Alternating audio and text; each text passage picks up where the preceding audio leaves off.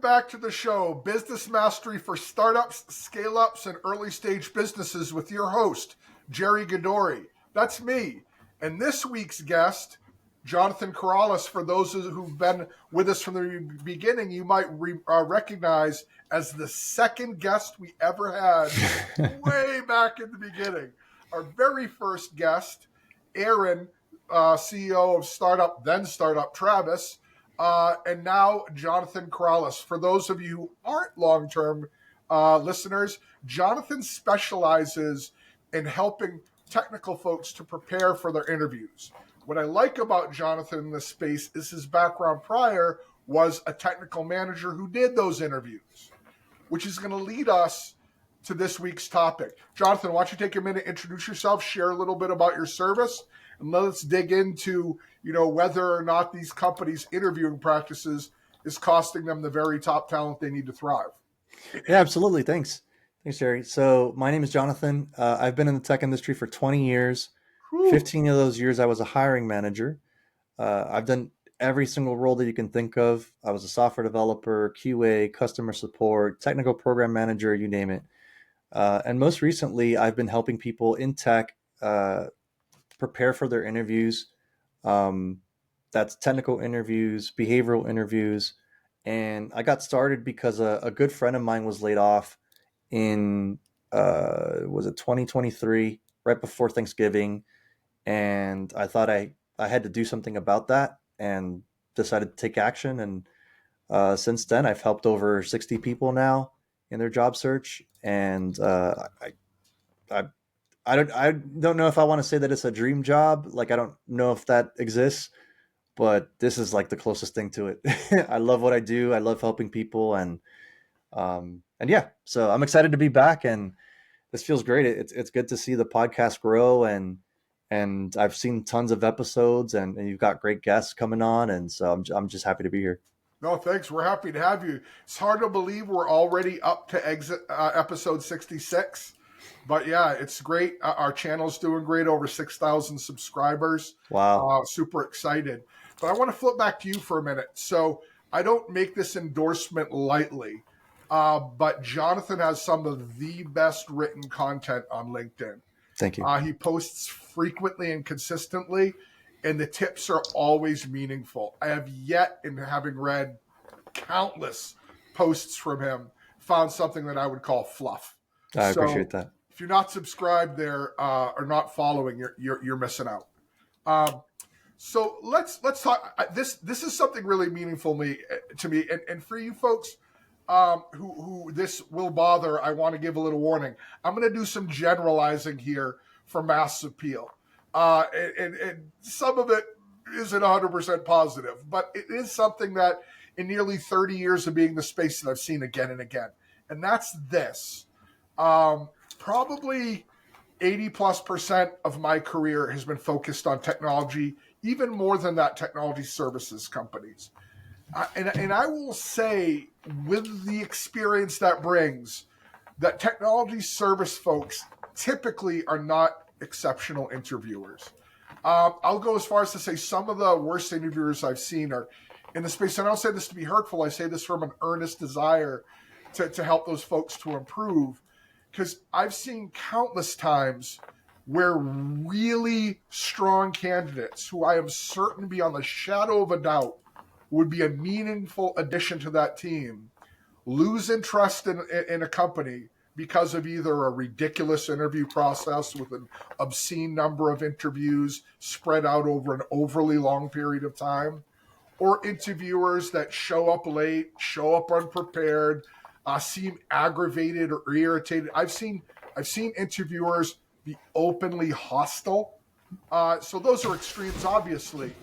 But even less than that, but still bad, just poor interviewers. So what we're going to talk about today is how you as a company can improve your processes, and how you as an interviewer can improve the experience for the candidate, thereby not only making it more likely that you land that ideal candidate, but for the 9 people who go through your process who don't get hired, for every one that does, leaving them thinking, or knowing rather, that you are a quality company that they just didn't get this role for, which to your advantage means that they're likely to apply again for another role and or refer other friends to your company. So monologue over. Jonathan, what are your thoughts? Yeah, and I like the way you preface the whole thing. Like it's not to be mean in any way. It's not to be hurtful. Um, but unfortunately, it is sort of the reality. I Last year I spoke to over 400 job seekers in the tech space, and something that kept coming up was, I had this interview. I did a great job, or I felt like I did a great job, and I was qualified, but for some reason I wasn't selected. And when I start to probe and ask questions like, well, did you make a connection with your interviewer and things like that? They'll say, well, they were stone faced. Like I couldn't get a read on them, like, so they didn't really make a connection with their interviewer. And one of the things I talk to my clients about all the time is that when you're in the interviewer is looking at you as a potential coworker.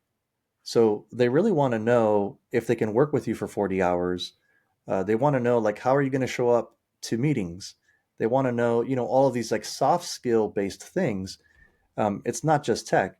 And what I find with tech job seekers in particular is that they spend an enormous amount of time preparing just for the technical interview. But if you look at the loops from, big tech, that's like one session, maybe two tops. The other sessions are about culture fit. Like, how would you work with other people? How do you deal with conflict? What are your communication skills? Like, how do you keep stakeholders updated? Things like that. And so what I find in the work that I do is that there's a huge need for tech people to focus on their delivery, on like making connections, on whether they research their interviewers or not. That is it makes a big difference in an interview. And for me, like thinking back when I was a hiring manager, the folks that made the biggest impression weren't the ones that had the best tech skills. They were the ones that cracked a joke every now and then, that showed that they were interested in like the work that we're doing, not just from a technical standpoint but from a business standpoint, that they cared about the problems we were solving. Those are all soft skills. So that's, from for job seekers, like if I had to give some advice right now, it's focus more on your soft skills. Like they're going to carry you. I like to say that tech skills get you interviews, but soft skills get you hired. Like that is, something that I see over and over.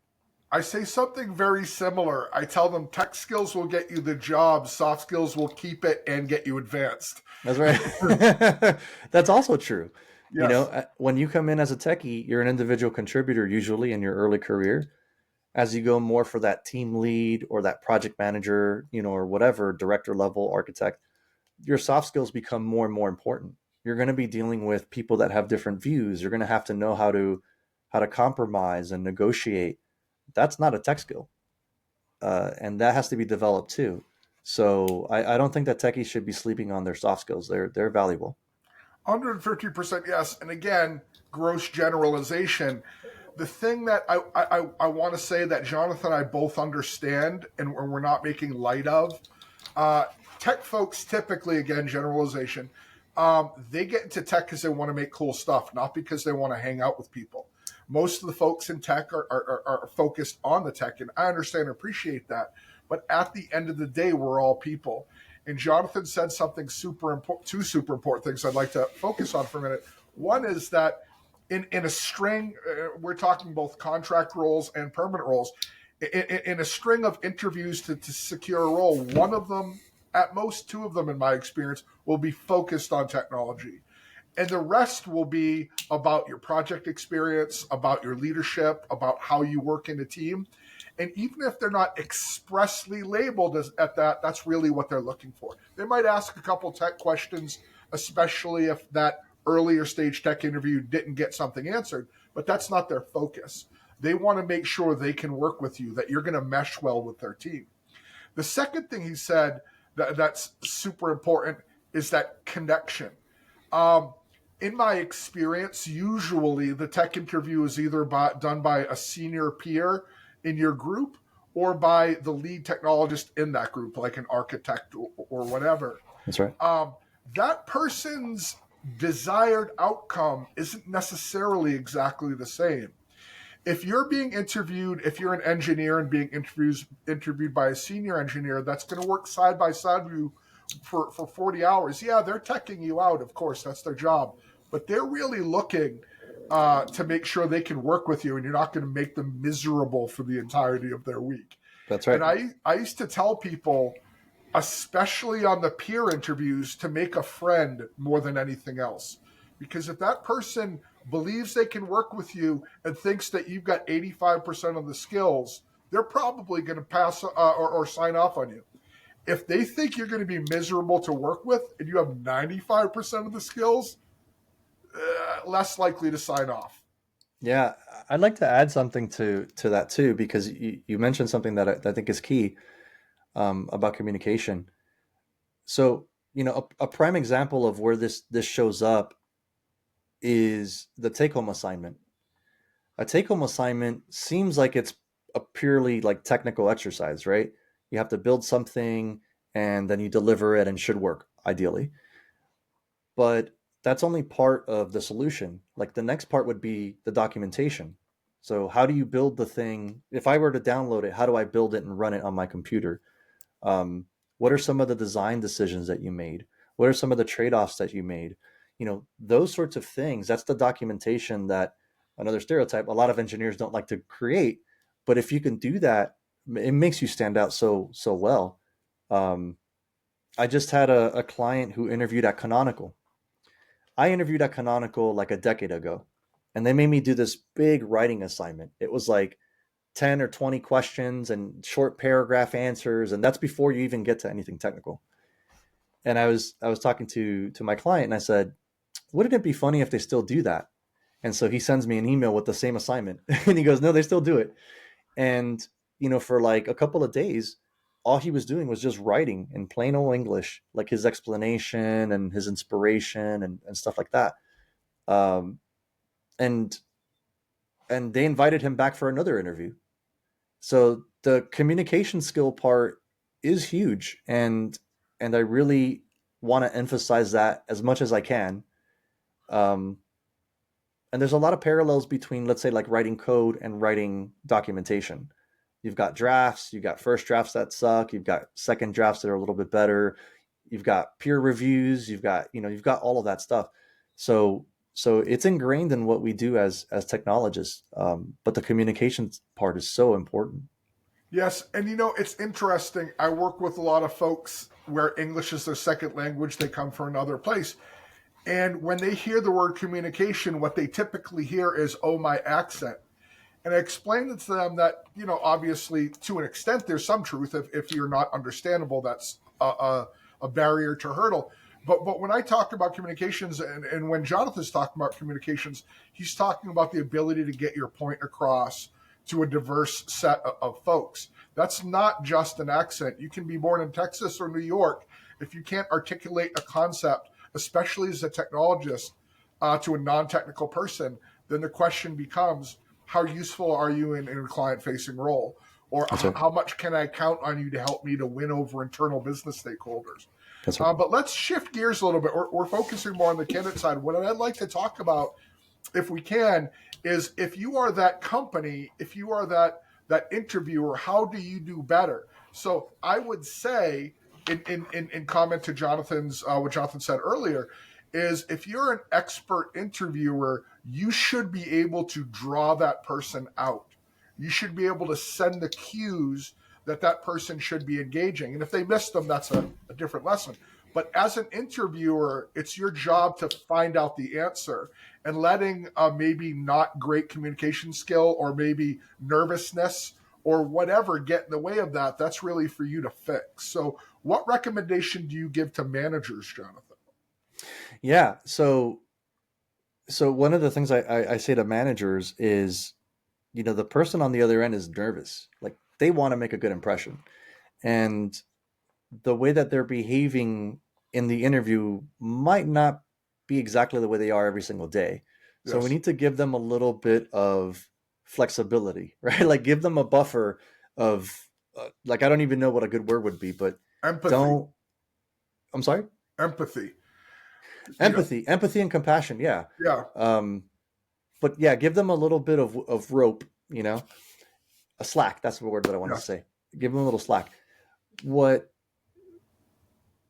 when I've experienced, so I know I'm not giving advice directly, but when I've experienced that, when I've had these candidates that are like super nervous, and I have a good story about one, um, I try to help them relax.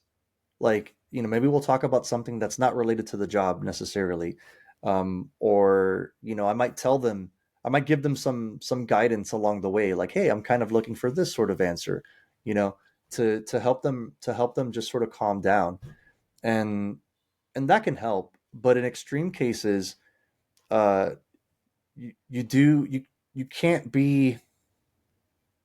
Let me start over with this part, because what I want to say is your goal your goal as an interviewer is to see if they're qualified and if they're a good fit for the role. Your goal is not to get them to prove themselves, like to uh they're not guilty until proven innocent, I guess is Yeah. what I'm trying to say. A lot of times recruiters, are not recruiters but interviewers, when they're interviewing someone, it's like they're trying to catch the interviewee in a lie. Can, can I pause you for one quick second? Because Yeah. I think I know where you're going. I'd like to add something. So I've interviewed thousands of people. I've worked with hundreds of companies, and I've seen what you're describing. So I think you're describing more than I'd like. There are two types of, again, gross generalization warning. There are two types of interviewers in the world. There are those that are looking to see if that person can do the job and is an addition to their team. And there are those that are looking to prove that they can't do the job. That's right. It's their outset is negative. Jonathan comes to interview with me, and I look at his resume, and I'm like, I'm not seeing it. So I just want to prove he can't, so I can move on to the next person. Yeah, that's a better way of putting it. Yeah, that type of Yes. person sucks. Hmm. Not only is it quite obviously the inverse of where their mentality should be, but that hostility that I talked about, it always bleeds through, because you feel it as an adult within minutes of the interview starting. This person is looking to rule me out, not rule me in.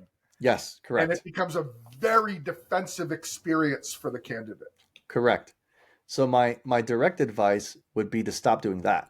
Yeah. You Stop know, like, stuff to get your job. that's right. The reason you're bringing them in is because there was something that was interesting about them, Yes. something that caught your attention, whether it was a skill set or an experience or something. Um, so rather than trying to find their weaknesses, let's start talking about their strengths.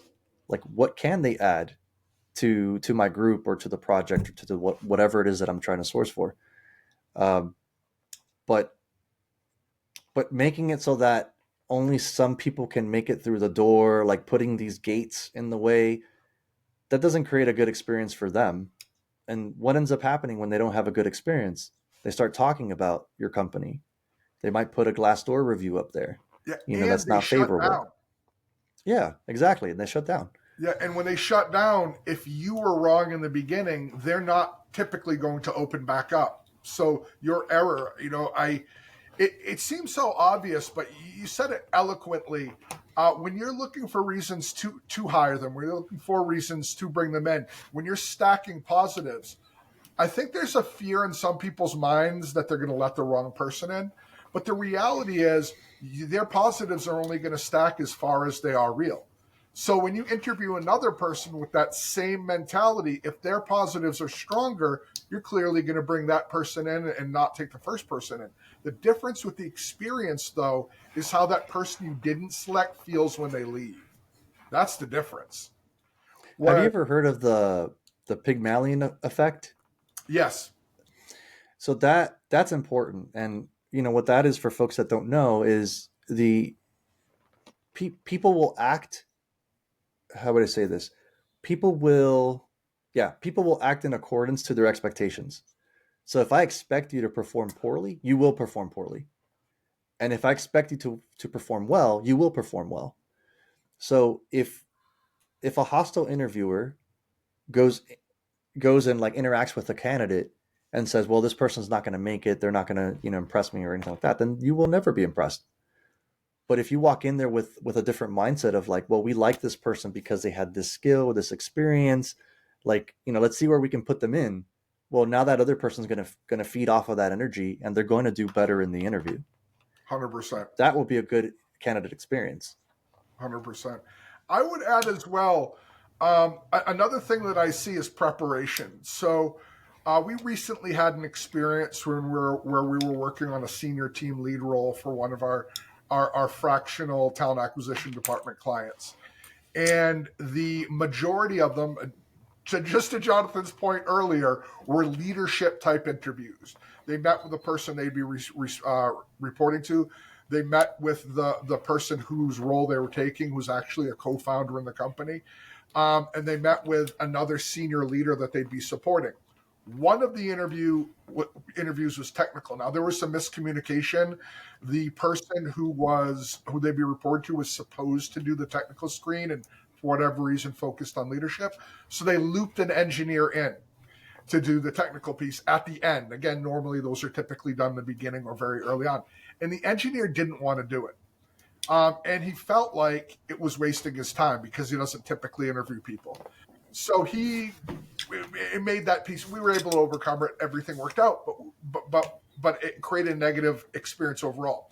What this overly long story brings me to is preparation and homework. As a hiring team, a hiring committee, you should be communicating what steps you're taking, what your experiences are, so that the interviews can build off of each other. When your time to interview comes, you should be talking to the people prior, unless you've got a policy that prohibits that for some reason. But you should be talking to the folks interviewed prior to see if there's anything that they'd like more depth on that maybe they didn't get. You should be reading that person's resume, checking out their LinkedIn, seeing if you have any questions, any areas you want to probe on, just like a candidate should be doing those things for you. Mm-hmm. Yeah, I talk a lot about how job seekers have to prepare for the interview, but the inverse is also true. The interviewer has to prepare for the interview as well.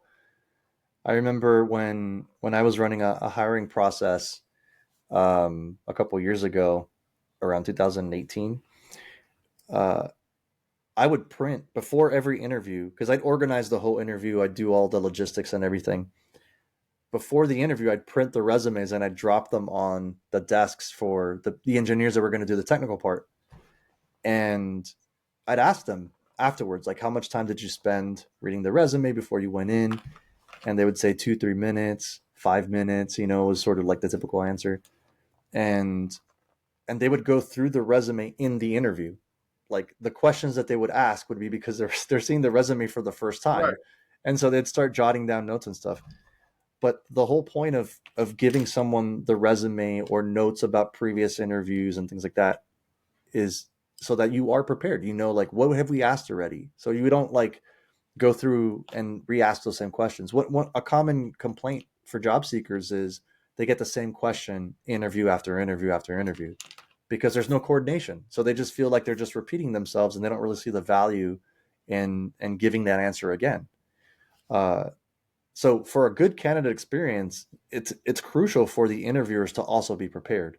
And I'm not talking about a 2-3 minute skim of the resume. Like once the candidate's made it to that point, really do a deep dive into them. Like look at their LinkedIn profile. It's very similar to the advice that I would give a job seeker. I'd tell them, look at your interviewer, read up on them. What have they done? Do the same thing for your candidates. It's interesting you say that because when I talk to managers, I tell them the same thing. I say all of the things a candidate should be doing before they interview with you, you should be doing with them.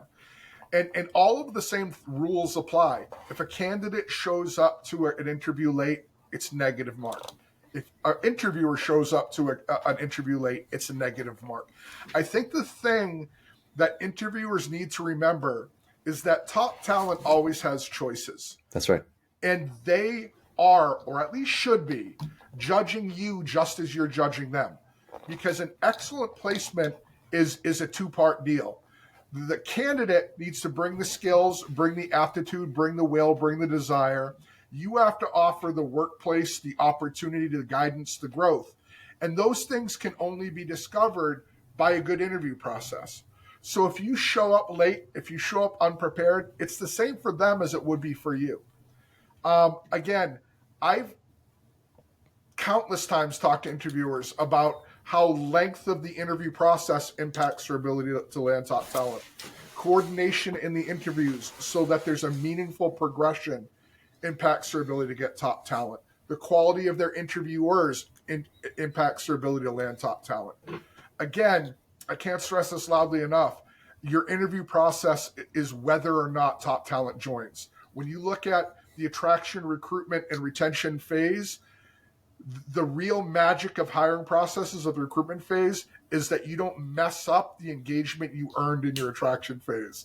You weed out the ones that aren't a match, you pull in the ones that are. And that all comes down to the things we're talking about. Let me ask you a question, Jonathan. If you could give one piece of advice to any startup or early stage company out there as it relates to what we're talking about today, what would that advice be? Yeah. So the thing that I think is the most important is keeping candidates in the loop. Like, don't ever Yes. allow them to wonder where they are in the process, because as humans, what are we going to do? We're going to fill the silence in with the most negative thoughts possible. Oh my God. It's like you're reading my script.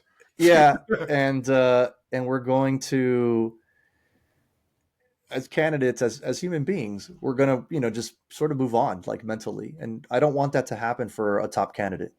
So I want to give them, and this is advice that I would give to anybody else, like starting up a process, is I want to have mechanisms, systems, whatever you want to call them, in place so that that person knows where they are every step of the way. If I'm reviewing their application, they get a notification for that. If I'm getting ready to interview them, they get a notification. Afterwards, when we're looking over the feedback, they get a notification for that too. And most job seekers, remember, like, I spoke to hundreds of job seekers in the last year alone. Most job seekers simply want closure. They Yes. don't need detailed feedback. They don't need any of that stuff. They just want to know, like, can I move on with my life? Like, am I rejected or are we moving forward? That's it. And, the icing on the cake is if you add feedback and stuff too, but that's not necessary. The not getting any sort of feedback at all, like not getting any sort of closure, is extremely painful. And most job seekers say, like, I would rather be rejected than be ghosted. I, So I, that would be my key piece of, advice. I love that. And I'll take it back to the top talent piece.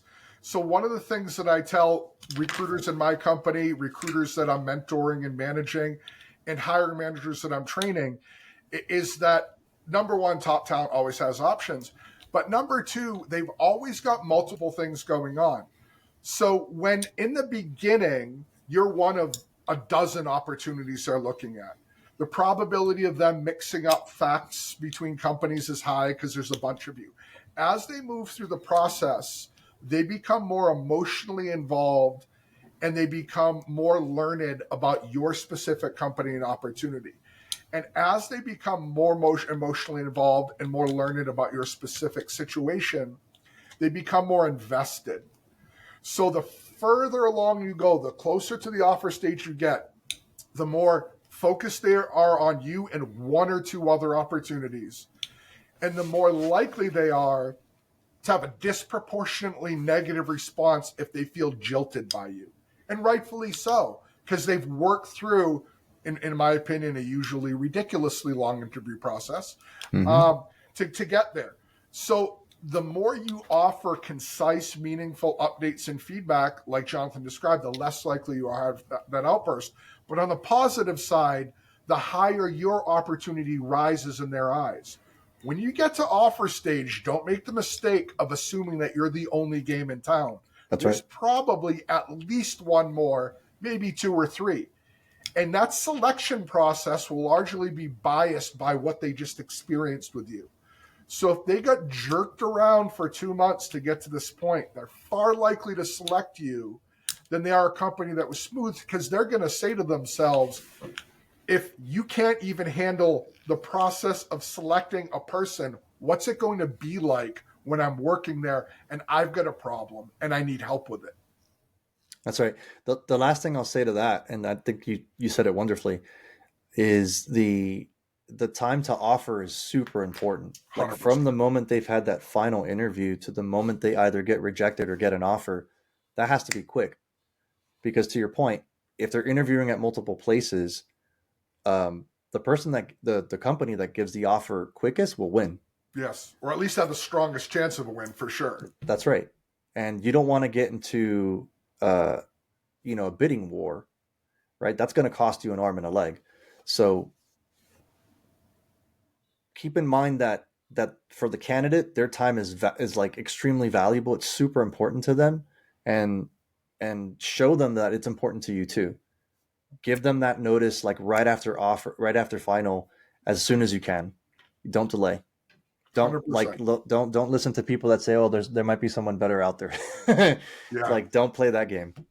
Yeah, I've learned in a long time doing this that maybe is just 3 extra letters to saying no the Yeah, majority of the time.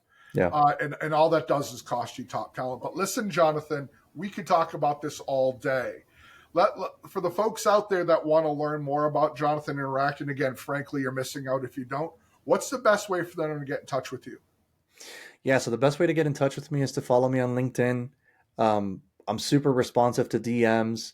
Don't be shy, and that's LinkedIn/in Jonathan Corrales. Corrales is Corrales, or you can visit my website, www.readyaiminterview.com. Everything's spelled correctly, and that's it. I hope to see you online. That last bit is how you know Jonathan came from tech, because we all know tech companies misspell words for copyright. Yeah. Well, Jonathan, thanks for being on.